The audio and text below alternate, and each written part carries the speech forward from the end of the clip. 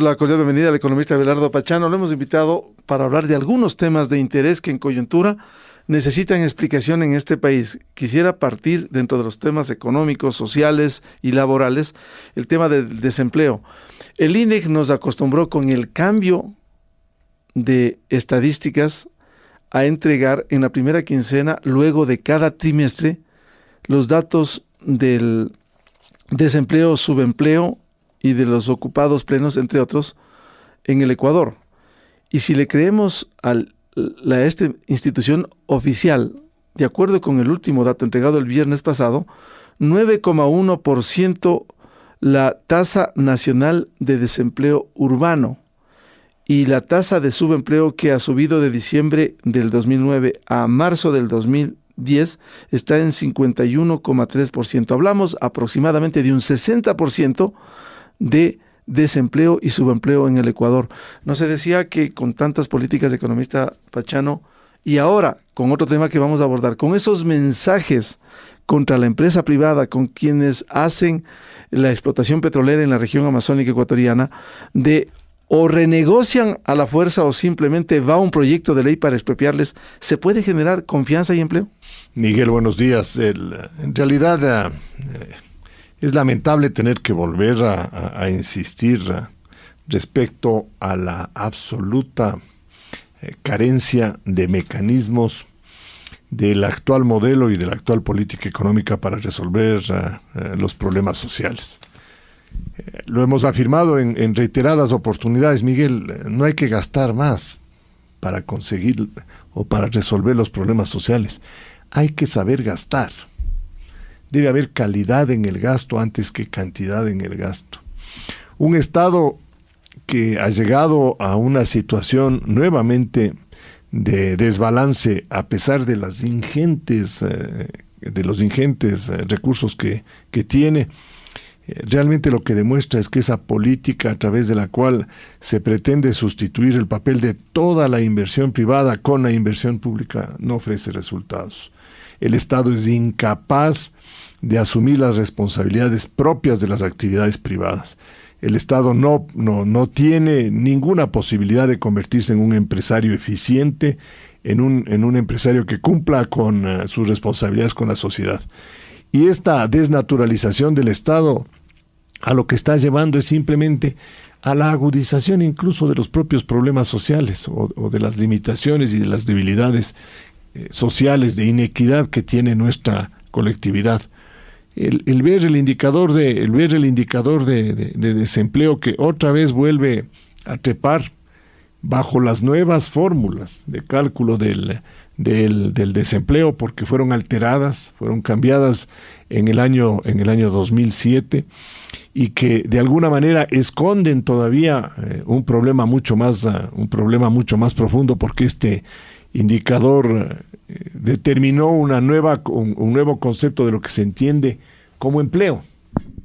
¿Para qué? Para simplemente tratar de encubrir una situación que de ninguna manera refleja lo que uno diría la realidad del país. Entonces, el 9.1% de desempleo, con los estándares anteriores de cálculo del desempleo que existían hasta inicios o mediados del año 2007, con seguridad superan el 12%. Con seguridad. Por eso es que hoy día uno encuentra ciertas fórmulas dentro del cálculo, como aquella de decir que hay casi 100,000 ecuatorianos que están empleados en un sitio en donde no se sabe qué hacen.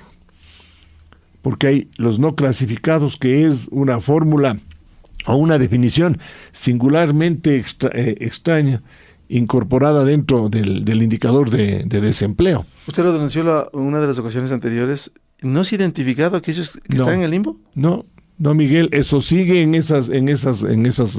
con esas características. Y al mirar el tema directo del empleo pleno, es decir, cuántos trabajadores o personas que están en edad y dispuestas a trabajar están trabajando a tiempo completo y en condiciones normales, ha bajado la tasa del 38.8% al 37.6%, Miguel. Lo cual quiere decir que no solo que hay más desempleados, hay más subempleados, sino que la economía ecuatoriana se está volviendo más informal, totalmente informal. ¿Por qué? Si se suponía que con esta política económica los mercados laborales se iban a florecer, se iban a resolver los problemas que tenían la mayoría de los trabajadores, pero vemos que los resultados luego de más de 3 años de ejercicio de política económica de este gobierno se han agudizado las condiciones de trabajo de los ecuatorianos. No hay nuevas fuentes de empleo. ¿Por qué no hay nuevas fuentes de empleo? Si no hay que darse la vuelta para tratar de explicar las cosas, Miguel.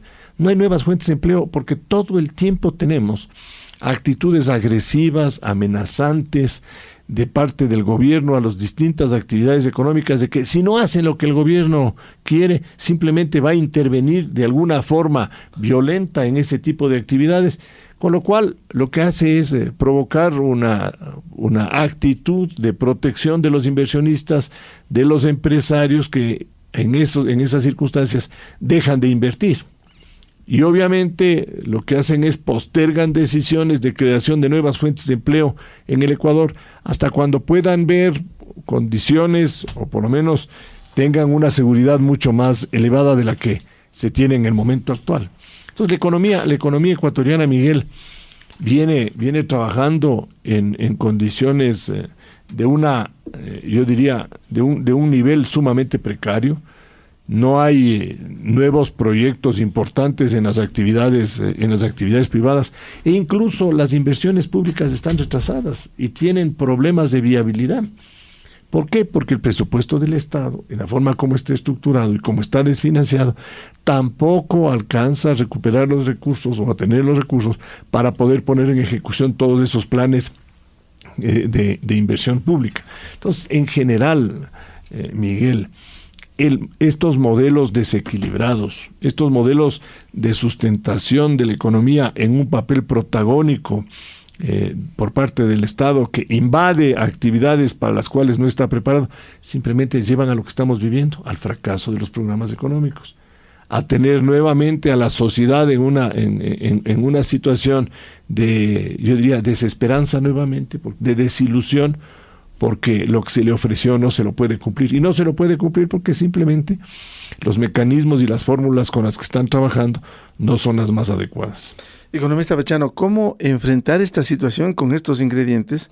Cuando usted mencionaba también este indicador de la tasa de ocupados plenos, efectivamente, que se redujo. Aquellos que se reivindicaba desde el gobierno, que ha crecido y están bien en el aspecto laboral. Hoy es otro indicador que simplemente genera mayor desconfianza. Claro, Miguel, es obvio. Con el mandato 8 que expidió la Asamblea Constituyente, con los aumentos salariales generales, en donde no se tomó en cuenta las productividades intersectoriales, en donde se ha pedido un ajuste salarial para sectores como el agrícola, en donde las condiciones de producción siguen siendo todavía en muchas partes, siguen siendo muy elementales y no son altamente tecnificadas. Con todo ello, Miguel, lo único que se está haciendo es agravando la situación del trabajador. Hay pocos trabajadores que reciben el salario mínimo vital. La gran mayoría son subempleados, lo está diciendo los indicadores de aquí. ¿Qué quiere decir con ello? Quiere decir que esta fórmula, a través de la cual se pretende nivelar los salarios por la vía de decisiones políticas, lo que hace es genera más hambruna, mayores problemas, mayores dificultades y limitaciones severas en la contratación de los trabajadores. Porque los empresarios agrícolas, los pequeños industriales, los artesanos, que antes tenían salarios diferenciados precisamente por la escala de producción de cada una de esas actividades, hoy tienen que pagar lo mismo que los grandes empresarios, que las grandes corporaciones. Entonces, las unidades productivas no todas son homogéneas. No todas tienen las mismas condiciones para trabajar. Hay diferencias de productividad entre actividades y además en el tamaño de las empresas. Entonces, bajo fórmulas de esta naturaleza, Miguel, en lugar de conseguir bienestar, lo que conseguimos es desesperanza y necesidad. ¿Y qué líneas debería lanzarse para generar empleo en el país?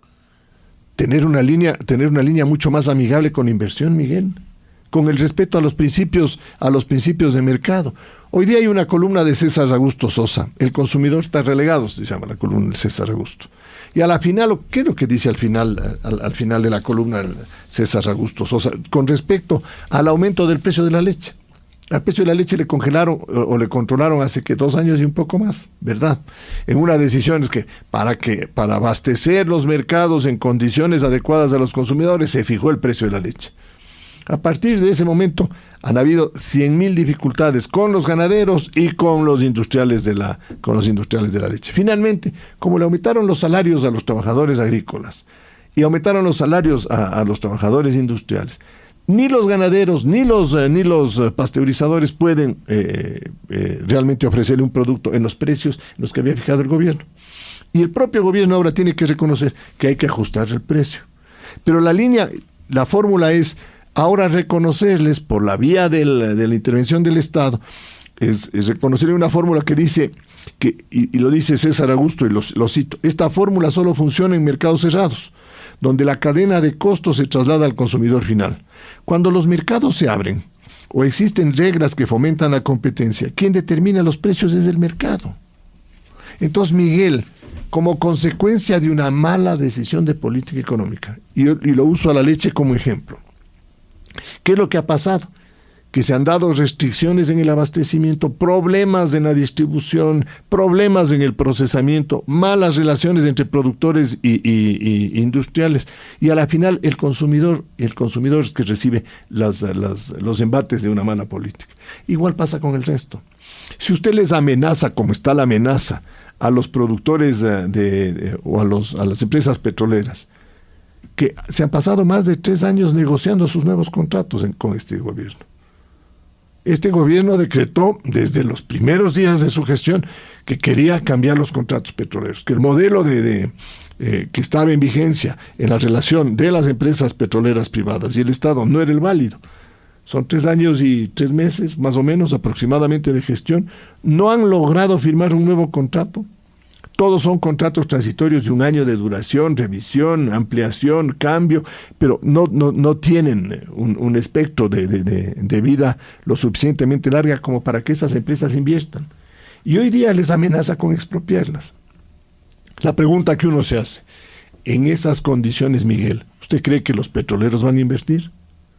En las condiciones en las que les ponen a los ganaderos, ¿usted cree que los ganaderos van a invertir? En esas condiciones los industriales de la leche van a invertir. Y en general, en la economía, ¿quién va a invertir si todo el tiempo estamos enfrentando amenazas, broncas, peleas, una relación ríspida con el Estado, permanentemente conflictiva, permanentemente tensionada, en donde no se buscan los puntos de coincidencia, sino que se amplían los puntos de discrepancia? Entonces, el resultado final es que no tiene inversión privada, Miguel. Al no haber inversión privada, no hay nuevas fuentes de empleo. ¿En dónde nacen las nuevas fuentes de empleo? No en las empresas que están constituidas, en las cuales, obviamente, que si se van a ampliar los campos de producción, algunos trabajadores adicionales se incorporarán, sino en nuevas empresas que se formen, que se incorporen a la economía nacional. Entonces, en ese plano, Miguel, mientras el gobierno no cambie la línea de la relación con las actividades privadas y no tenga una concepción mucho más cercana a lo que es el respeto de la competencia, de la eficiencia, de la responsabilidad, dentro de una economía de mercado, con un papel del Estado menos ingerente en los mercados y más regulatorio, yo creo que no vamos a tener ninguna solución o ninguna posibilidad de salir o de resolver los problemas sociales que hay. Economista Pachano, cuando el presidente de la República anunció el fin de semana con enviar un proyecto de ley a la Asamblea para expropiar los campos a las compañías petroleras que no firmen la renegociación de los contratos, ¿no se entiende que en un contrato hay 2 partes y que primero tienen que sentarse a renegociar y segundo, no pueden imponer ni la una parte ni la otra parte? Pero claro, Miguel, y yo conversaba respecto a estos temas con personas que están cercanas al sector petrolero. tanto desde el punto de vista de gente que ha trabajado en la actividad pública petrolera, con Petroecuador o el antiguo CEP y todo. Y la verdad es que todos coincidían en que si uno no le da un ambiente seguro, de largo plazo, a un inversionista petrolero o a un minero, ellos no van a traer los recursos. Porque la recuperación de esa inversión no se da en 1 año, no se da en 2 años. La recuperación de esa inversión se da en 10 años. Cuando se está tratando de explotar un nuevo campo petrolero, hay que invertir 5 años para que empiece a producir los barriles. Y a partir del 5º año empieza esa empresa a tener los ingresos para poder pagar o recuperar toda la inversión que ha hecho a lo largo de ese proceso de exploración. Entonces, Miguel, amenazas de esta naturaleza a lo único que van a llevar es a una mayor caída de la producción petrolera nacional. Lo está diciendo el día de hoy en el comercio el ingeniero Brown, Edmundo Brown. Edmundo Brown, que yo creo que es un profesional serio, yo creo que es una persona respetable, un hombre con experiencia. Edmundo Brown está diciendo que ¿cómo puede ser posible que haya caído 4% la producción en este primer trimestre? ¿Por qué cae la producción petrolera en este primer trimestre? Simplemente porque no hay las condiciones que les aseguren a las empresas petroleras de que les van a respetar los contratos. Una amenaza como la mencionada de producir una expropiación. Miguel, más allá de la posibilidad legal de que le apruebe la Asamblea un pedido de esta naturaleza, en el fondo, por lo que usted mismo dice, un contrato es una obligación entre las partes.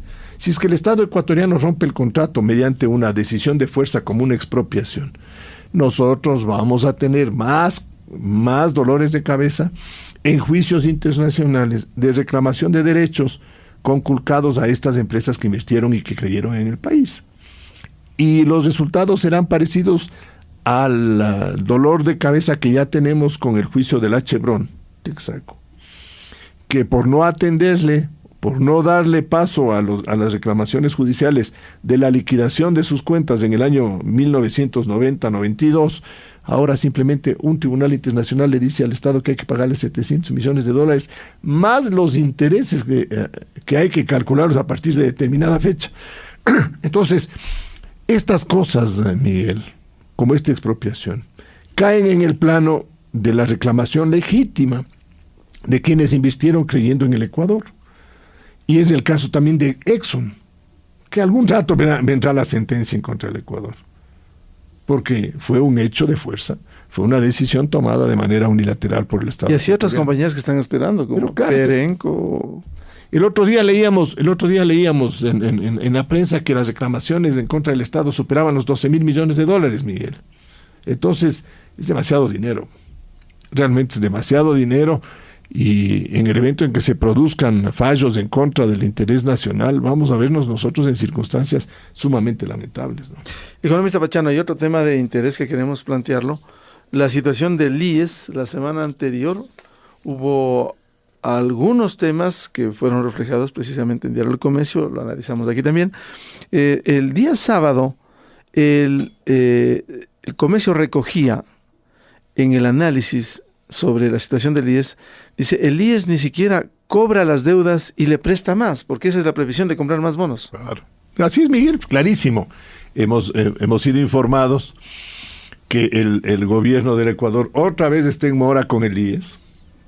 Se hizo toda una consolidación de deudas antiguas que se habían acumulado desde el año 1985 en adelante, hasta me parece el 2007. Y claro, el llegar a una liquidación de deudas de la naturaleza que se tiene por la relación del Estado, que interviene de forma tan directa y que influye de manera tan categórica en los destinos del IES, y que hace que los que somos afiliados no tengamos arte ni parte en las decisiones que se toman ahí, hizo que esa liquidación del año 2007 sea también cuestionada por las fórmulas que se utilizaron para llegar a esa cifra. Y se ofreció que de ahí en adelante la relación del Estado con el IES iba a ser de otra naturaleza.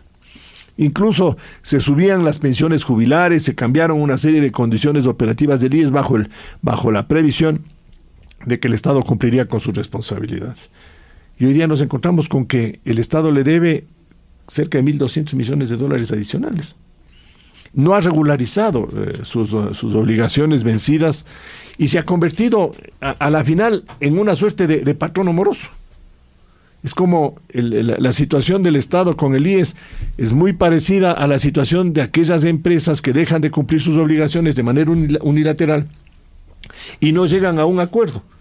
Ahí se aplican las coactivas, Miguel, porque el IES tiene facultad coactiva para cobrar sus obligaciones. La pregunta que uno se hace es... ¿Eso con el Estado? Claro, si no es una facultad restrictiva o determinada solo para las actividades privadas. El IES puede iniciarle una acción coactiva al Estado. Y aquí, en cambio, tiene una posición absolutamente condescendiente con el Estado, en donde le dice, bueno, si usted no me paga sus obligaciones, ya veremos cómo le resolvemos. Pero tan pronto le presenta o le presiona para que compre bonos del Estado, inmediatamente lo hace.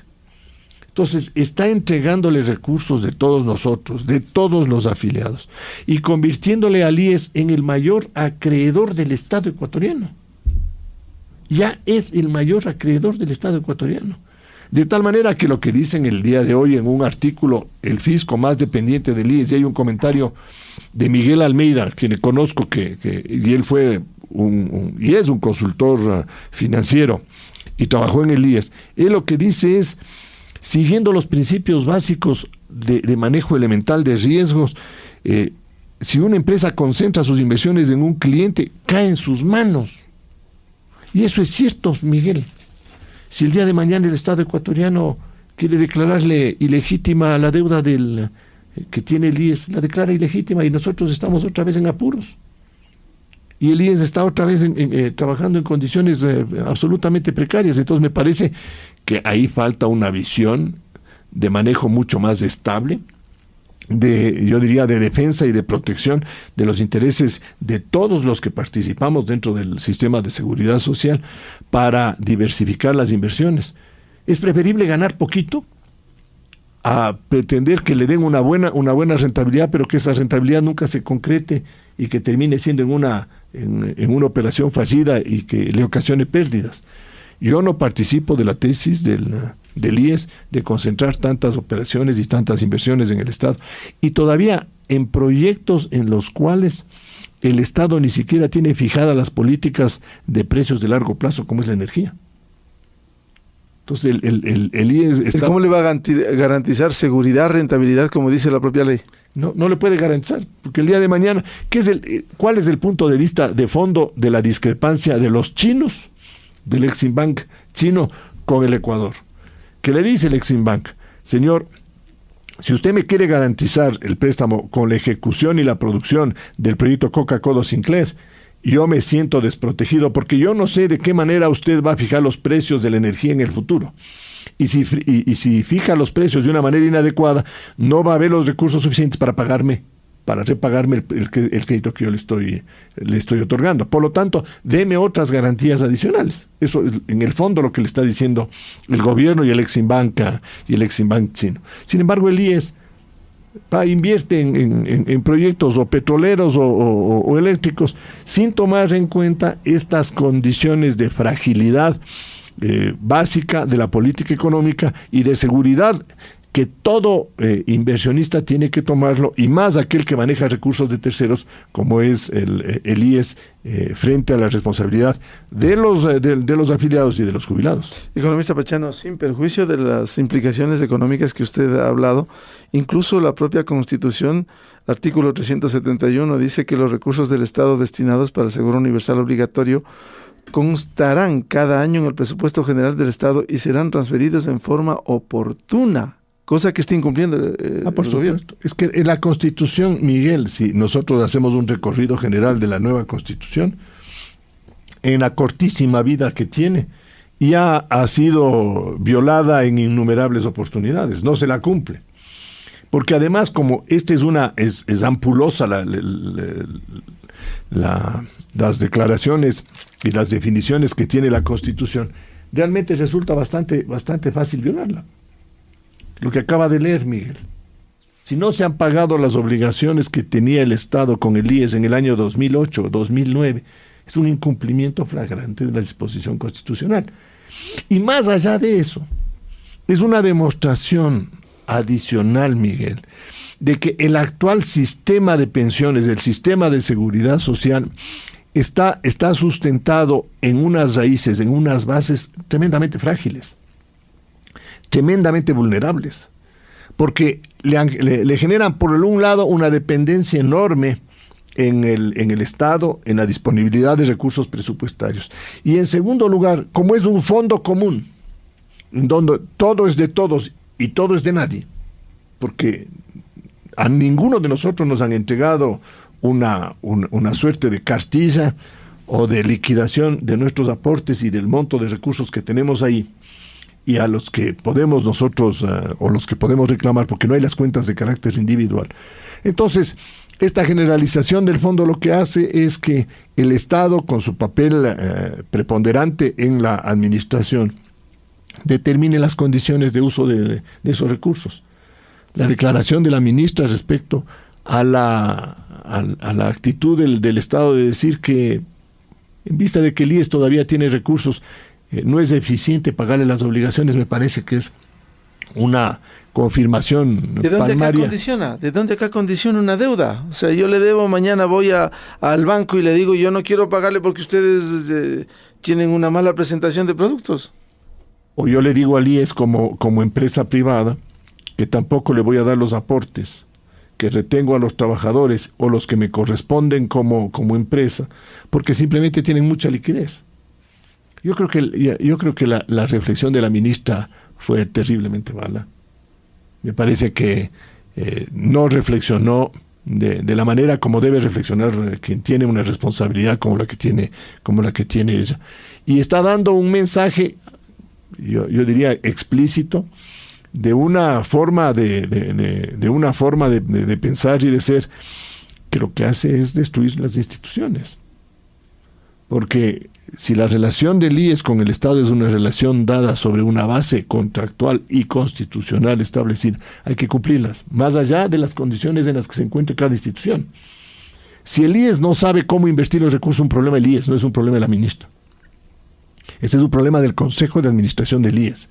Y ese es un problema de los afiliados, de los jubilados, de los que aportamos ahí. Estos no son recursos del gobierno ni del Estado, sagrados recursos del afiliado y jubilado. Pero están formando parte de los recursos públicos por la forma como se los administra, Miguel.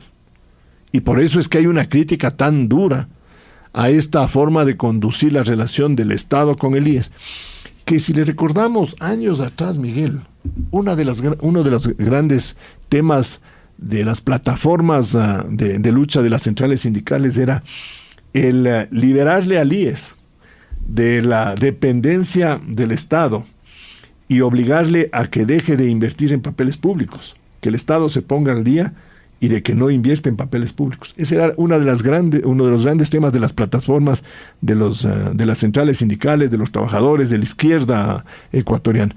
Y hoy día resulta ser que la forma como se conduce la relación del IES con el Estado, para esas mismas, yo diría, organizaciones, está en lo que tanto ellos criticaron. Ahora, con estos recursos del IES, ni siquiera van a poder cubrir el déficit presupuestario, que como bien dice hoy el gobierno, son inciertos. Así es, Miguel. Y en la declaración de la ministra es que le va a faltar más de 1.800 millones de dólares. Y eso aceptando que de las fuentes multilaterales vayan a recibir 1.300 millones. La verdad es que cuando uno ve la forma como se desembolsan los créditos internacionales, esos contratos por los 1.300 millones que habla la ministra se demorarán 3 años o 4 años en desembolsarse, de tal manera que la disponibilidad real para este año va a ser mucho menor y obviamente las necesidades de caja que no están satisfechas van a ser superiores, Miguel. El problema fiscal es un problema severo. Y si es que queremos centrar nuestro análisis, quitar todo lo que uno podría decir es hojarasca en la política económica, el nervio central de la problemática económica por la que estamos atravesando se llama déficit fiscal. El déficit fiscal nos está descomponiendo prácticamente a todas las demás actividades. Por el déficit fiscal hemos perdido nuestros escasos ahorros internos. Por el déficit fiscal tenemos problemas en la relación con el IES. Por el déficit fiscal nos han subido los impuestos. Por el déficit fiscal nosotros tenemos ahora una situación realmente complicada en las relaciones financieras internacionales.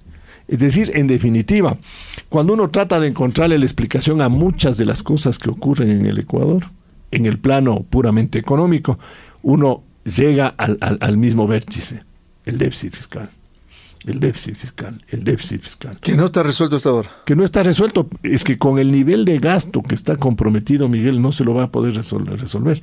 Y la declaración de la ministra respecto a que si cae o varía el precio de Dios no quiera, dice, que los precios del petróleo caigan en este año, porque entonces nos tocará ver otras estrategias. El gobierno no tiene una inclinación, un concepto claro de su responsabilidad y del manejo de lo que se llama austeridad.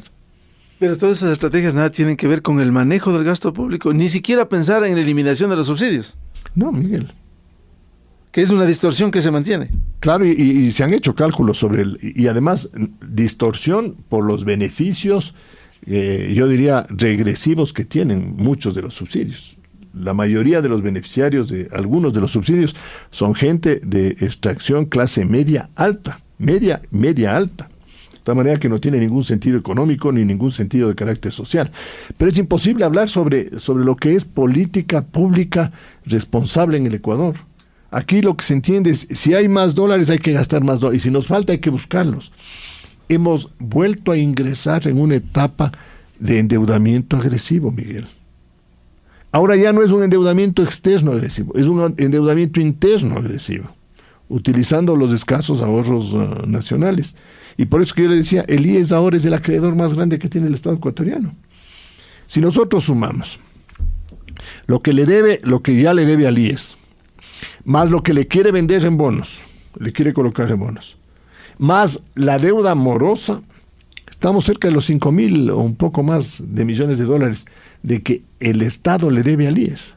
Si la deuda del Estado es, ¿cuánto? 12,000 millones, 13,000 millones de dólares, de largo, el IES se convierte en el acreedor número 1.